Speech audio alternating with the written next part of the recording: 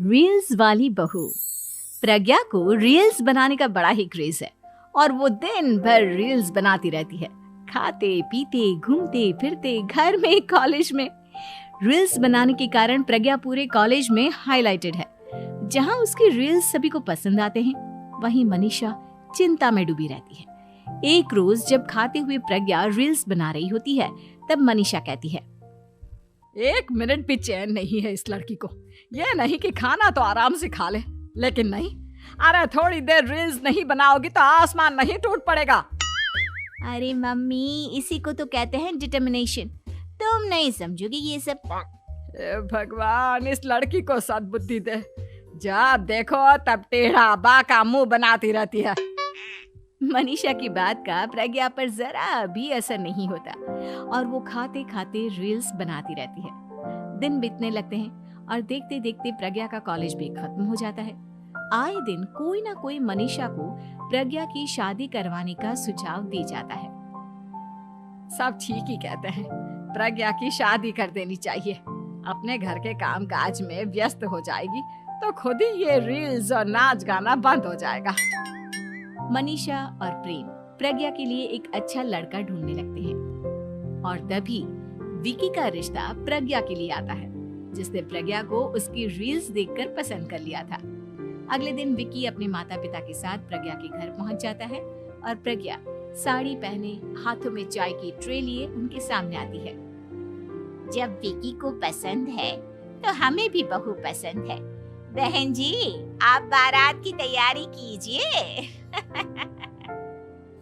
एक बार लड़का लड़की अकेले में बात कर ले तो अच्छा रहेगा। हाँ हाँ, क्यों नहीं। मनीषा विकी को प्रज्ञा के कमरे में भेजती है, जहां प्रज्ञा पहले से ही रील्स बना रही होती है। तभी विकी कहता है, आ गए आपके साजन जी। हमारे साथ ये रील्स कंप्लीट करती तो और भी अच्छा रहता। अच्छा जी, अब आ ही गए हैं तो बना ही लेती हूँ आपके साथ। दोनों मिलकर रील्स बनाते हैं। जब वी मीट और तुरंत पोस्ट भी कर देते हैं। फिर विकी कहता है, जब आप साड़ी में चाय लेकर आए तब मुझे लगा कि कहीं मैं गलत घर में तो नहीं आ गया। अब सही है। दोनों की शादी पक्की हो जाती है और शादी के दिन भी प्रज्ञा रील्स बनाने से चूकती नहीं। यहाँ तक कि बारात के समय भी नाचते हुए रील्स बनाती है। सभी लोग प्रज्ञा की तारीफ के पुल बांध देते हैं और प्रज्ञा नाचती गाती अपने ससुराल चली जाती है। सब कुछ अच्छा चल रहा होता है। प्रज्ञा यहाँ भी दिन भर हर चीज की रील्स बनाती रहती है। लेकिन कुछ दिनों के बाद जब सुनीता कहती है, बहू, ये रील्स के साथ साथ कुछ काम भी कर लिया करो। वैसे तुझे और क्या क्या बनाना आता है? मम्मी जी, वैसे तो सब कहते हैं कि मैं सब कुछ अच्छा बनाती हूँ, लेकिन मुझे लगता है कि मैं मैगी अच्छा बना लेती हूँ। हाँ, कॉफी भी अच्छा बना लेती हूँ और मुंह तो सबसे अच्छा बना लेती हूँ। हैं? अच्छा अच्छा। सुनीता अपना माथा पकड़ लेती है और कहती है, बहू, कुछ खाना बनाना भी सीख लेती। मम्मी जी, मैं लंबी प्लानिंग कर रही हूँ। जल्दी ही मैं इतनी फेमस हो जाऊंगी कि मुझे पैसे मिलने लगेंगे। हम दोनों सास बहू राज करेंगे, राज। नौकर काम करेंगी और लोगों की तो लाइन लगेगी हमसे मिलने के लिए। तेरा दिमाग खराब हो गया है क्या बहू? हंसी मजाक तक ठीक है, लेकिन इस तरह घर नहीं चलते। जितना जल्दी हो इस घर के तौर तरीकों को सीख लो।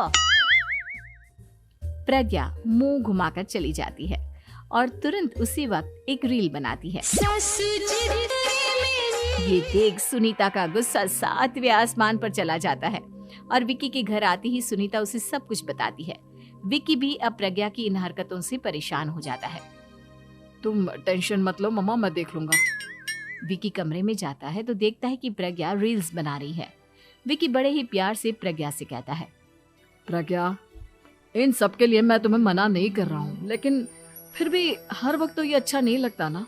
समझने की कोशिश करो, मुझे भी तुम्हारा थोड़ा वक्त चाहिए। मैं जब ऑफिस से आता हूँ तो मुझे समय देने की जगह इसी में लगी रहती है। तुम ज्यादा ही सोच रहे हो। तुम भी मेरे साथ रील्स बनाओ ना, तुम्हें भी बहुत अच्छा लगेगा। तुम्हें इज्जत से कोई बात समझ में नहीं आती क्या? दिमाग खराब हो गया है तुम्हारा इस चकाचौंध से। अगर तुमने अपना रवैया नहीं बदला तो मैं तुमसे दूर चला जाऊंगा। तुम ही रिश्ता लेकर आए थे, मुझे लड़कों की कमी नहीं थी और ना आज है। विकी दरवाजा पटककर चला जाता है। धीरे धीरे विकी प्रज्ञा से दूर होता जाता है। एक रोज मनीषा प्रज्ञा के ससुराल उससे मिलने जाती है।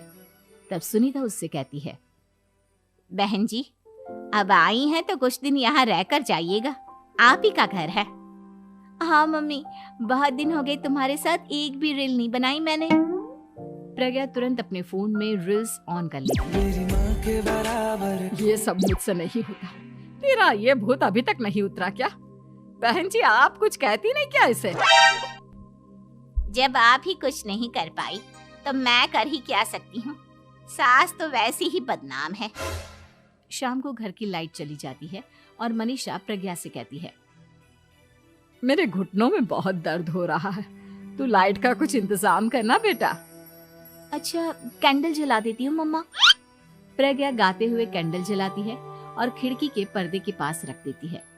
मनीषा, जिसे बहुत दर्द हो रहा है, वो सो जाती है और प्रज्ञा हमेशा की तरह अपने रील्स में लग जाती है। उधर कैंडल की वजह से पर्दा आग पकड़ लेता है और मनीषा के कमरे में आग लग जाती है। बचाओ, कोई है, बचाओ। सभी भागते हैं और विकी कमरे की आग बुझाने में लग जाता है, लेकिन तब तक मनीषा आधी जल चुकी थी। मनीषा की हालत देख प्रज्ञा रोने लगती है। विकी मनीषा को तुरंत हॉस्पिटल ले जाता है और उसे एडमिट कराता है।